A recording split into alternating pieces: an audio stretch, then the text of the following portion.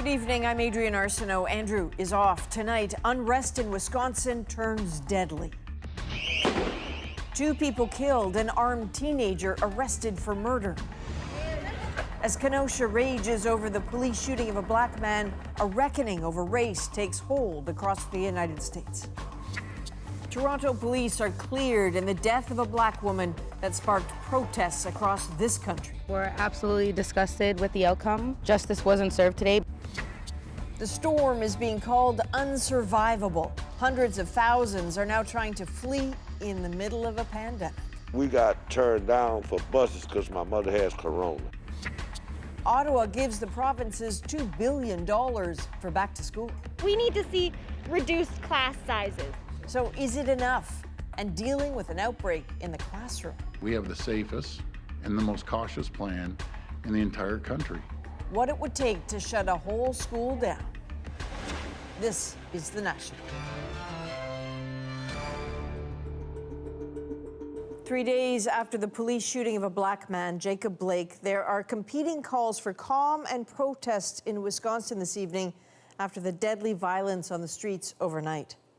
We have a community today that is literally on fire, set on fire by the deep divisions that have been fueled by a number of forces that are brought to bear in this case, right? The question tonight is whether those divisions will erupt again despite an imposed earlier curfew put in place to prevent the violence we saw between protesters and armed citizens. And as authorities try to contain those tensions, protests are spreading well beyond the small city of Kenosha, even reaching the world of pro sports, led by NBA players, teams boycotting playoffs games in solidarity with the Blake family. Well, late tonight, the Department of Justice announced it is opening a civil rights investigation into Jacob Blake's shooting. But let's begin in Wisconsin, where overnight 2 people were killed and a 3rd injured. We're learning more about the young man who wielded an assault rifle in the chaos last night and about the shooting of Blake that sparked all this unrest. Susan Ormiston leads our coverage tonight. One question answered finally. Why were police called out last Sunday? After a female caller reported that her boyfriend was present and was not supposed to be on the premises. During the incident, officers attempted to arrest Jacob S. Blake, age 29. Blake did not have a gun, but as he leaned into his car, Officer Rustin Chesky shot him 7 times in the back, setting off nights of riots. A young white man carrying a semi-automatic rifle last night chased down a street, stumbles and falls, then shoots. A man goes down. The shooter escapes, passing the National Guard roaring to the scene. Someone injured straight ahead. Kyle Rittenhouse is now under arrest. He's just 17, a lifeguard from Illinois. His Facebook page, now deleted, praised police and referenced Blue Lives Matter. BuzzFeed says he was front row at a Trump rally in January and posted about it. He's the guy in the ball cap with the gun, seen here with a group of vigilantes in Kenosha last night. This wasn't the first night that I saw them. Brendan Gutenschwager saw them several times. But when people would ask them, like, who are they? What group are you? What are you out here for? They said, we're not anybody's friend. We're just here to protect the city. A local group, the Kenosha Guard, invited people to join them. Come, wear your black outfits, wear black masks, bring your backpacks. The sheriff said he was being pressured. Yesterday, I had a person call me and say, why don't you deputize citizens who have guns to come out and patrol the city of Kenosha? And I'm like, oh, hell no. And what happened last night, and I think Chief Miskinnis is going to talk about it, was probably the perfect reason why I wouldn't. But in video exploding on social media, Wisconsin's National Guard hands out water to the militia and thanks them. We appreciate you guys, we really do. Hours later, Anthony Huber, 26, is dead. The governor has called in more National Guard, doubling the force as Kenosha braces, caught up in more rage over another police shooting. The underlying message is about racial tension and police violence. When things become violent, that message is lost. Appeals for calm are being answered by many, but not everyone, on all sides. Susan Ormiston, CBC News, Washington.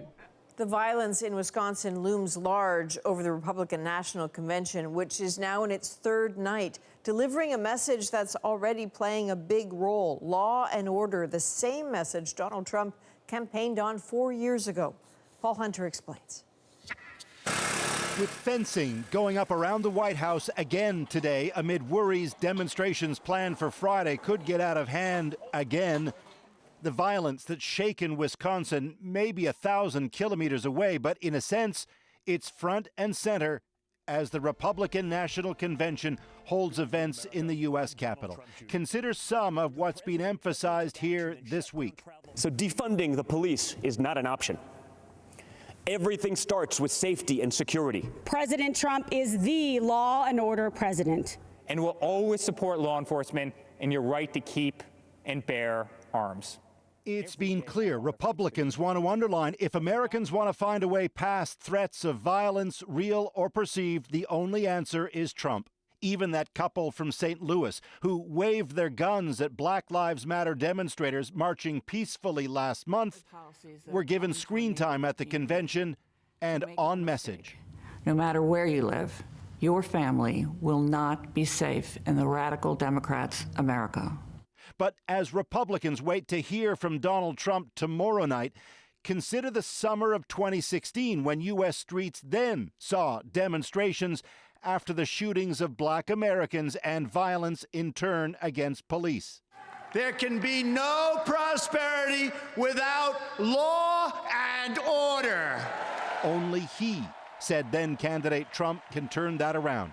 Any politician who does not grasp this danger is not fit to lead our country.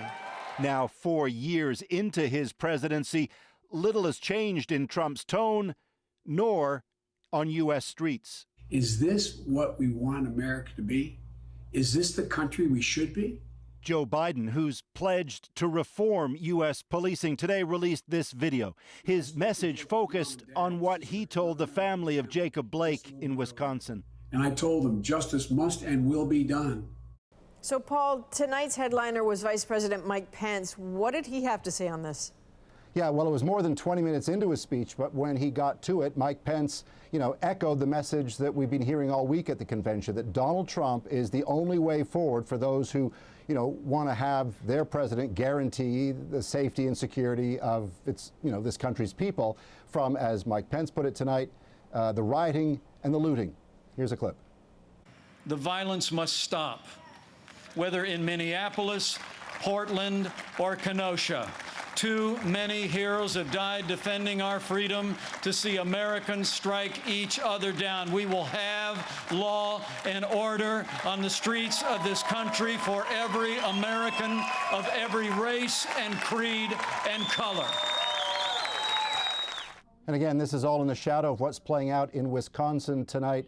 It can be a powerful message for voters, Adrian, and especially as it is tonight in a state that is absolutely a battleground, perhaps a decisive battleground come Election Day in November.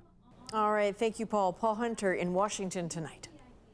The Wisconsin shooting has reverberated across the United States and into the world of pro sports. Athletes from the NBA, Major League Baseball, and Major League Soccer refused to play to stand in solidarity against police brutality and systemic racism. Devin Haru has that story. We are being told now here that the Bucks have boycotted this game. An unprecedented moment in professional sports. First, the Milwaukee Bucks not taking to the court for their game, then the rest followed. We are calling for justice for Jacob Blake and demand the officers be held accountable. The breaking point, the shooting of Jacob Blake. We're the ones getting killed. We're the ones getting shot. All you do is keep hearing about fear. It's amazing why we keep loving this country, and this country does not love us back. Every NBA playoff game Wednesday boycotted as outrage spread across the league. Some of the biggest voices in the game letting their thoughts be known. And it's now spreading beyond basketball. A number of Major League Baseball games also boycotted. Racism has been embedded in our society. And before tonight's NHL playoff game between Boston and Tampa Bay, a moment of reflection.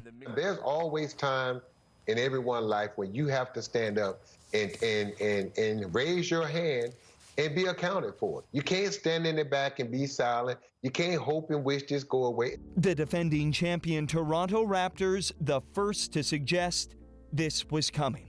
I've had a couple really deep, heartfelt discussions with a few of these guys here this morning, about playing, not playing, being in the bubble, leaving the bubble, coming to the bubble. I think, always things happen for a reason, but definitely things like that happening makes me question it, It makes me question my decision. It makes me, question if this was the right decision or are we really making a change? That is the question debated in tonight's players-only meeting. Devin Haru, CBC News, Toronto. And all 3 WNBA games have been postponed tonight as protest spreads across women's basketball. One team literally wearing that message. The Washington Mystics arrived in special white T-shirts earlier tonight, each with one letter spelling out Jacob Blake. Even more powerful, the back of those shirts, each riddled with 7 holes, symbolizing the number of times Blake was shot at. Here in Canada, the investigation into the death of a Black woman that sparked outrage across the country wrapped up today. Regis Korchinski-Paquet fell to her death from an apartment balcony after a confrontation with Toronto police back in May. Well, today, Ontario's police watchdog cleared the officers involved of criminal wrongdoing. Mark Kelly has the furious reaction from her family. The family of Regis Korchinski-Paquet and their legal team spent more than 2.5 hours with the SIU investigators poring over their report. The family then emerged after learning all 6 Toronto police officers were cleared of any wrongdoing. We're absolutely disgusted with the outcome. People are hiding things, and that's honestly my true belief. At issue is what happened after police arrived, answering multiple 911 calls after a fight between Regis and her brother. When police showed up at the 24th floor apartment, Regis was in the hallway, deeply distressed. She asked to use the washroom inside the family's apartment. She was accompanied by several officers. Minutes later, she was seen alone on the balcony. The report claimed she slipped while trying to climb to the neighbor's balcony. But Regis's mother, Claudette Clayton-Beals, blamed the police. The police killed my daughter, came in my apartment and shoved her off the balcony. Her death sparked peaceful protests in Toronto, all part of a widespread movement across North America denouncing police violence against racialized communities. Korchinski-Paquet was an Afro-Indigenous woman. SIU Director Joseph Martino focused on the specific allegation against the police. There were allegations in the wake of Ms. Korchinski-Paquet's death that she was pushed off the balcony by the police. The evidence establishes that this did not occur. But Regis's brother says the heavy-handed police presence prompted her death. The decision is bullshit. Like, straight up, this is bullshit, what they came back and said, so. The family's legal team remains convinced police failed to provide duty of care to the 29-year-old woman, and they continue to explore all legal options, both civil and criminal, to achieve what they've sought all along, justice for Regis. Mark Kelly, CBC News, Toronto. To COVID-19 now and the ever-increasing anxieties of parents, teachers, and officials over the safe reopening of schools. While that is a provincial responsibility, today the federal government announced up to $2 billion to help out. We wanted to make sure that resources weren't an overly limiting factor in doing things to keep our kids safe. The money will be allocated based on the number of school-aged children in each province or territory. They can decide how best to use it, so long as it's towards school safety. Half the funds are available now, the other half early next year. But receiving that second chunk depends on showing how the first check was spent. Which raises the question for provinces and territories and their school boards. What are their greatest needs? Not surprisingly, the answer varies from place to place. Deanna Sumnak-Johnson takes a look. They're normally for fun and imagination, but today, chalk drawings are a symbol of protest. I'm worried, and I hope that the class sizes can be smaller. So we need to see reduced class sizes. We need to see improved ventilation standards in our schools, and we need to see the funding to make that happen. Even with today's federal announcement, some of the uncertainty will still remain, at least for a while. How, where, and when the provinces will allocate this money among individual school boards has yet to be determined. Class size is key in Saskatchewan and many other provinces, but there are other priorities across the country. New funding provided provincially for 1.5 million non-medical masks, additional hand washing stations, physical barriers, and cleaning supplies, as well as hiring more custodians. Adaptation of learning spaces, improving air systems in schools, increased hand sanitization, hygiene, and testing. Newfoundland is also among many provinces where students and parents rely heavily on school buses. That is certainly true in Quebec. The health requirements have reduced the capacity in our buses, so we can't move as many kids as we used to, but we need more buses and we need more bus drivers. If the needs are clear, what most people need to know now is when is the money coming? If the province doesn't make sure that school boards can access that cash, put it to work as fast as possible for the safety of our kids and our teachers and our communities, then that would be the biggest failure of all. A concern felt in many provinces across the country. Schools in some places are supposed to open as early as next week. Deanna Sumnak-Johnson, CBC News, Toronto. Newfoundland and Labrador's English School District is hiring more staff as it prepares to welcome back students next month. So that includes 25 more custodians who will work longer hours and 25 more guidance counselors. It's also adding administrative positions. This will all be funded by the federal support announced today. The province is getting $26 million.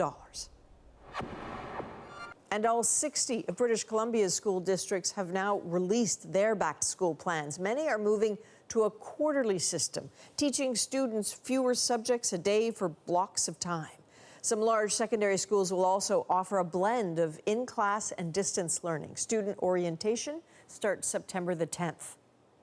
So beyond class sizes and online learning, a big concern for many parents is, what if a student tests positive for COVID-19? Ontario released its plan for that today. Christine Birak takes us through the details. Get in. Get in. Come on. For most threats, schools have procedures. Students go inside classrooms. Everything is locked shut and parents receive alerts. But many aren't sure what happens if there's a COVID-19 outbreak at their school. We have the safest and the most cautious plan in the entire country. Ontario's plan defines an outbreak as 2 or more lab-confirmed cases in a school that are linked. When students or staff test positive, local public health units do contact tracing and decide if entire classes or groups should be sent home or if a school should be closed entirely. If a child is sent home with possible symptoms, it's recommended they go see a doctor, but not required. If public health informs a school of a positive case, it must be posted onto a web page, but no proof of a negative test result is required for anyone going back to class. It may be an ear infection. They may have a history of that. So we want to be sensitive to the fact that children don't always get sick from COVID. Some parents say the plan doesn't set out clear rules. I think that, what they've put into place so far is still very gray. And again, with all of the, parents are suggested, it is highly recommended. That says to me that, people have a choice. In Germany, students went back to class weeks ago. There have been infections, but no major outbreaks. Many credit quick testing, contact tracing, and managing community spread. But some doctors warn there's always risk. We should expect cases. We should expect maybe a couple of classes to be put online for a week or two as investigations occur. That should not cause panic. He adds, instead of having web pages telling parents there's been a positive case at their school, having clear, firm rules for everyone would give families far more peace of mind. Christine Birak, CBC News, Toronto. Tonight, people in Texas and Louisiana are bracing for a monster hurricane set to make landfall along the Gulf Coast. With it will come a storm surge so high it is officially described as unsurvivable. Hurricane Laura is a Category 4 right now. After killing more than 20 people in Haiti and the Dominican Republic, it is expected to make landfall in the U.S. tonight or early tomorrow morning and then head north. Katie Simpson with the push to get everyone out of its way in time.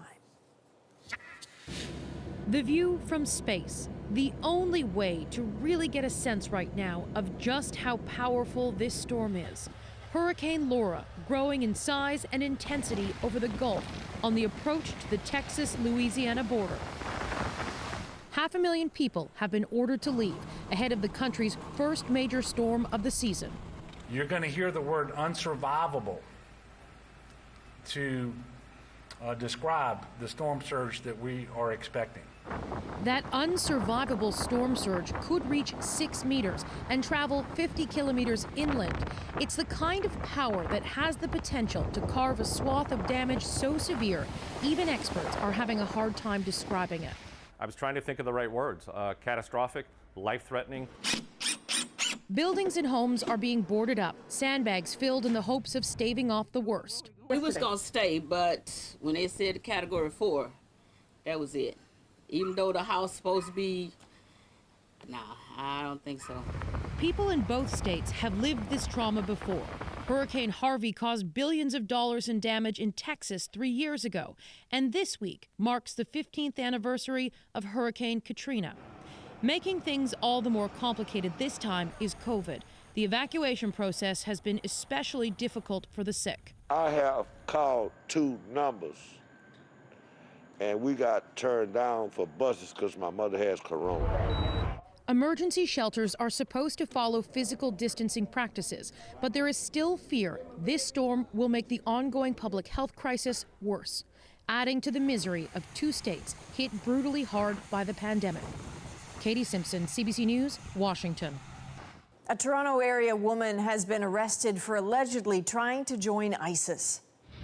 Up next, she and her new husband were arrested in Turkey last year and came home 10 months ago. So why an arrest now? Plus, Spain's COVID bounce back. Really terrible psychologically for healthcare workers, it's very hard. What we can learn as Spanish officials try to crack down on a surge in cases. And talk about a pandemic project. I am the Guinness World Record holder of most Rubik's Cubes solved one-handed while hula hooping. We're back in 2. A Toronto area woman has been arrested for allegedly leaving Canada to join the Islamic State in Syria. We first told you about Halima Mustafa last year when she and her husband were detained in Turkey. Now, 8 months after his arrest in Canada, she's facing charges of her own. Katie Nicholson explains. There was her flair for fashion, her growing university life, and her new husband. Halima Mustafa's future was looking bright. Today, a very different reality. RCMP arrested Halima Mustafa around noon near Pickering, Ontario. In a statement, the Public Prosecution Service confirmed she has been charged with participation in the activities of a terrorist group and leaving Canada to participate in the activities of a terrorist group, the same charges as her husband. This time last year, Ikar Mal and Halima Mustafa were both in Turkish custody. The couple was in southern Turkey, according to documents obtained by CBC News.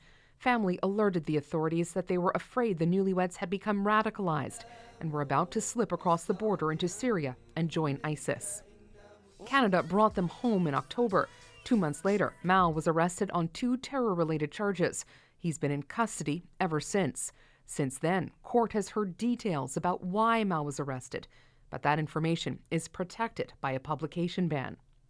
It is unusual for women to face terror-related charges in Canada, but not unheard of, and the trend is increasing. When we look at the number of foreign fighters and the male and female ratio, it's usually, the research shows that it is around 10%.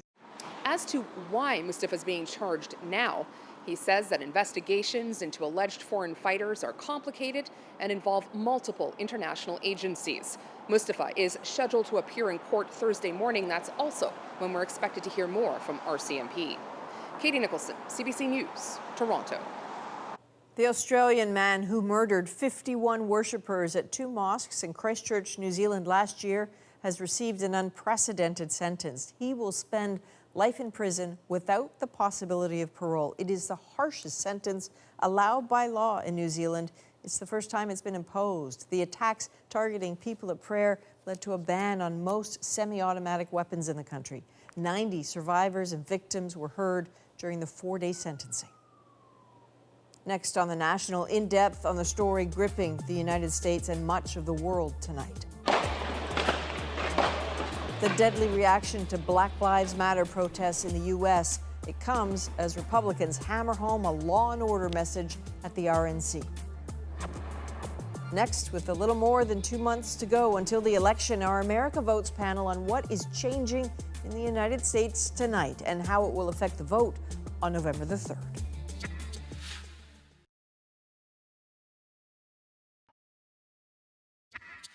From Seattle and Portland to Washington and New York, Democrat-run cities across this country are being overrun by violent mobs.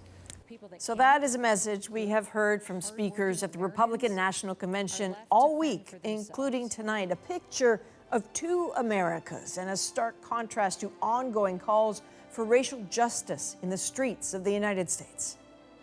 So for a closer look at this moment in the United States and its implications, all in the context of the Republican National Convention still underway, I'm joined by David Frum, senior editor at The Atlantic, Aaron Haynes, editor-at-large at The 19th, and Michael Duhaime, a Republican strategist. So Aaron, let's start with you. If we look at what's happening now, the shootings, the protests, the boycotts, in your estimation, does this do anything to alter the political landscape now, or are the positions so set?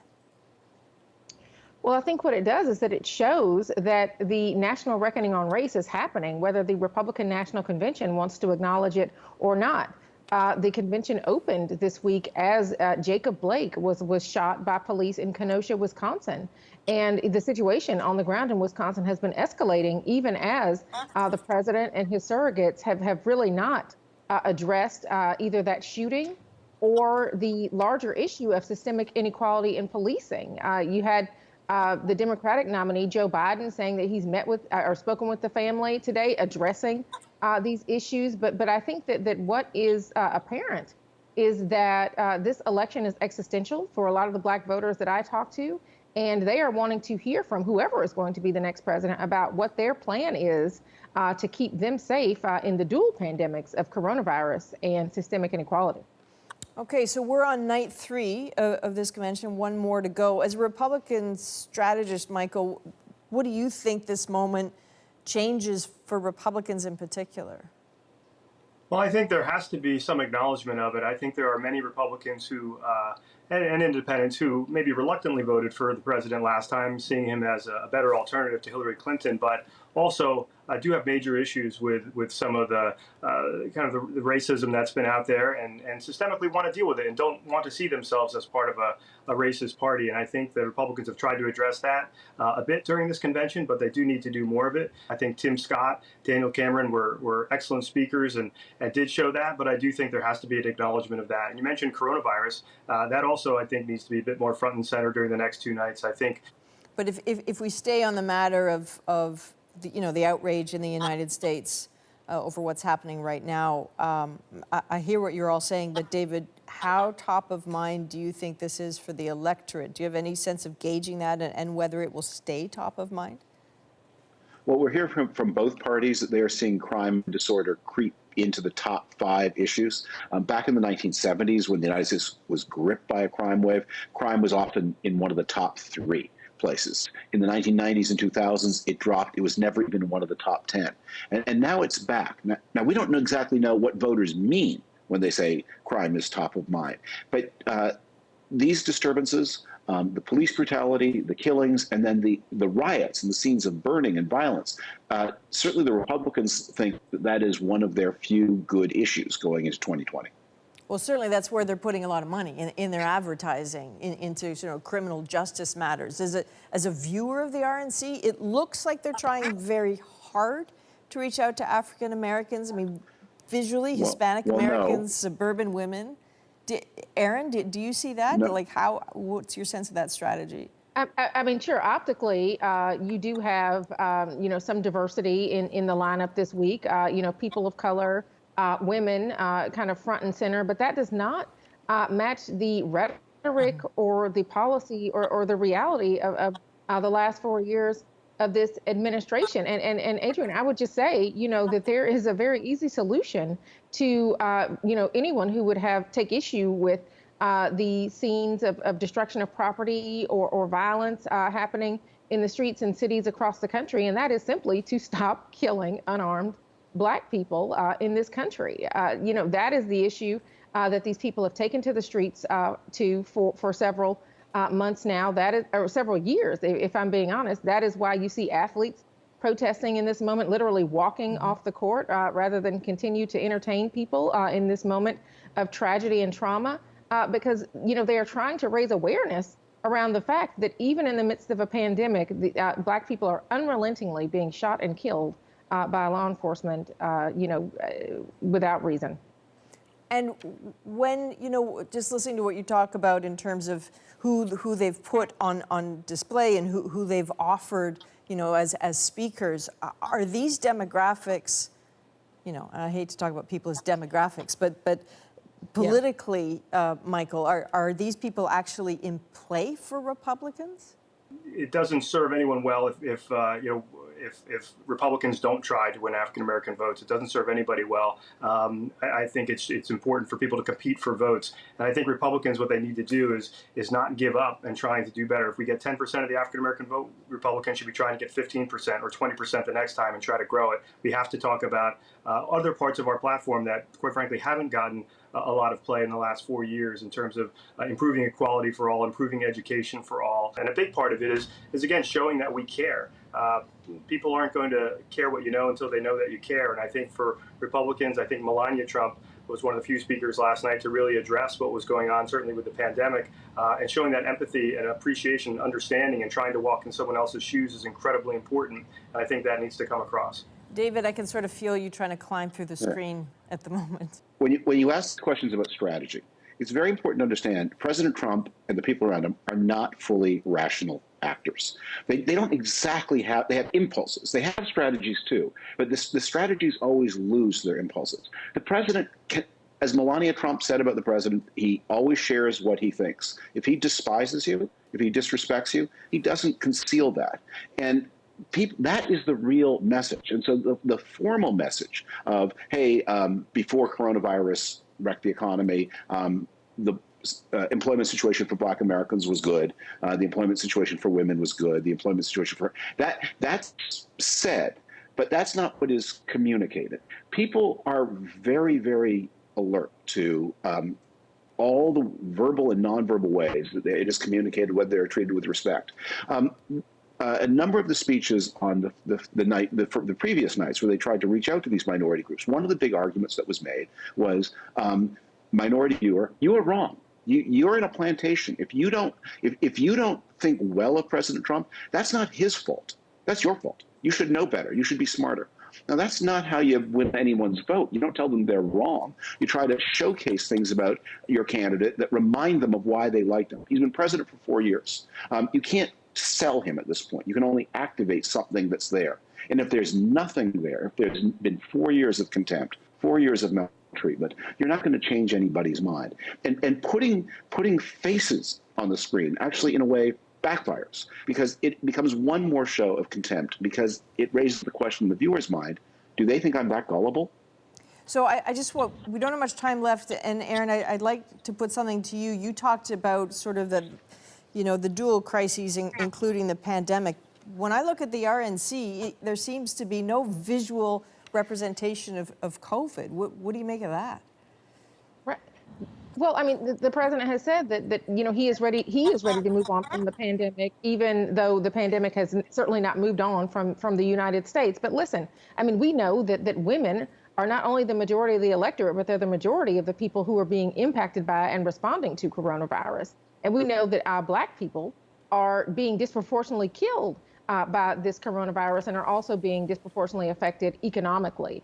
And yet, the president has has not really talked about a plan for addressing either one of those groups. We know that Black voters 4 years ago overwhelmingly rejected this president, although 13% of Black men voted for him. And so you see him definitely making overtures like pardoning the man last night out of Las Vegas on live television, and then highlighting the centennial of suffrage, which I would be remiss to not bring up, given that my newsroom is named for the 19th Amendment, but with a recognition of the omission of Black women who were sacrificed 100 years ago so that white women could get the right to vote in this country. And they were omitted again last night in this convention. So, again, the optics not really lining up with the reality. To David's point, this is not an election about what President Trump will do as he pitched in 2016. It's a message about what he has done.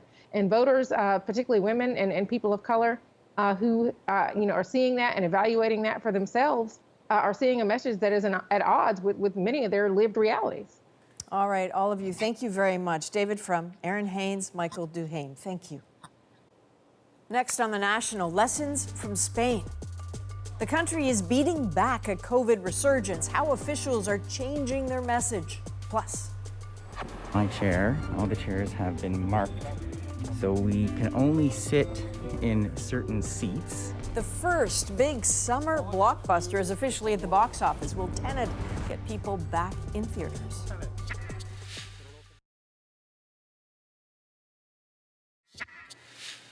Welcome back. A partnership between a Chinese drug maker and a Canadian lab has been scrapped amidst rising tensions between the two countries.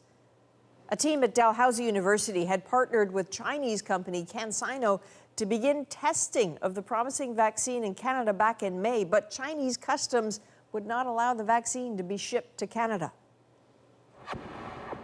And the CDC in the United States has changed its guidelines on who should be tested for coronavirus. It now says that people who have had close contact with a confirmed case do not need to be tested if they don't have symptoms. Its previous guidelines stated that anyone with suspected exposure should get tested. The change is being met with some skepticism. I don't agree with the new CDC guidance, period, full stop, and it's not the policy in the state of California. And top infectious disease official Dr. Anthony Fauci says he was having throat surgery when the change was discussed, and he disagrees with it. In Spain, increased testing is one way they are trying to get a second spike in coronavirus under control. As Renee Filipponi tells us, just like in Canada, many of the new cases are young people. In a Madrid neighborhood, residents line up to get a free COVID test. It's a new push by authorities to try and locate asymptomatic carriers to stop the rapid spread of the virus. The main reason for doing this is that these are the areas in Madrid that had a greater incidence of new cases. Many of the new transmissions in Spain are happening between younger and less vulnerable people compared to the outbreak in the spring, where hospitals were overwhelmed. But admissions are rising. With the fear that things will come up again to a very problematic situation is really, really terrible psychologically for healthcare workers is very hard. This doctor says when the lockdown lifted in June, the messaging wasn't clear, specifically around physical distancing. Most of the new outbreaks are related to meetings, even family meetings or friend meetings or situations like that. And probably it was not that clear for many people that these kind of measures should also be maintained in those situations. There has also been criticism that contact tracing is insufficient in parts of Spain. The government is now offering up the army to help. We have to take control and beat this second curve, says Prime Minister Pedro Sanchez. The sooner and more effectively we do it, the better. Cities and regions across the country are stepping up restrictions in different ways. In Catalonia, there's a new ban on gatherings of more than 10 people. I think it's very good, says this woman, because what I'm seeing on the streets makes me ashamed. The government has been clear it doesn't want another national lockdown. worried the pandemic could paralyze the country's economy yet again. Renee Filipponi, CBC News, London. Next on the National, Christopher Nolan's new film has hit the big screen. Back in the movie theater, everybody. Can this help Hollywood bounce back from COVID? Right after this. You got something. Not gonna like it. Time isn't the problem. Getting out alive is the problem. So anyone who's ever seen one of Christopher Nolan's mind-bending films can tell you the big screen is key to getting the full effect. His hotly anticipated new film, Tenet, looks to be no exception, but the question for Nolan, and the whole movie industry for that matter, is will the crowds risk COVID-19 to see it? There has been a mad scramble to make theaters safe here in Canada, where Tenet opens tonight, ahead of the U.S. Eli Glasner was one of the first to see the film. He also got a glimpse at what going to the movies could look like for the foreseeable future. Eli Glasner. Go ahead, straight in right. As it will be for a lot of people, this screening of Tenet was my first time in a theater since March. This makes the experience more intense. For the critics screening, physical distancing wasn't an issue. All the chairs have been marked, so we can only sit in certain seats. But tonight, theaters are already selling out, albeit at reduced capacity, all because of Tenet. It'll open the right doors, some of the wrong ones too. The first fresh blockbuster in over 5 months. What we have put in place has been, it's been serious and it works. With cleaning and distancing procedures in place since June, Cineplex says it's ready. We've been getting a lot of comments that people, they feel safer in a movie theater than they are anywhere else. But not everyone agrees. I think you should be asking yourself, how badly do you want to go and see a movie in a theater? This ER doctor says many parts of the movie experience increase the risk. Concessions are open, so people are eating, so masks are coming off. It's a long period of time to be kept in that enclosed space. Movies can be emotional. People can cry, people can laugh, so you're adding the risk of maybe spreading some of those respiratory droplets. The world premiere of Trolls World Tour is now in your home. While some smaller films have gone straight to streaming, part of the pressure to put Tenet on the big screen came from director Christopher Nolan. He is a huge proponent of the movie theater experience, and Warner Brothers is a very filmmaker-centric studio. Here we are. And so with actors like Tom Cruise, who's not even in Tenet, back to the movies, hyping up the experience, the industry waits to see if audiences will consider going to the movies a risky business. Back in the movie theater, everybody. Eli Glasner, CBC News, Toronto. When we come back, a pandemic hobby for the record books. Since I was bored, I decided to combine Rubik's Cube solving and hula hooping just for fun. Okay, and that's not easy. Some serious talent in our moment.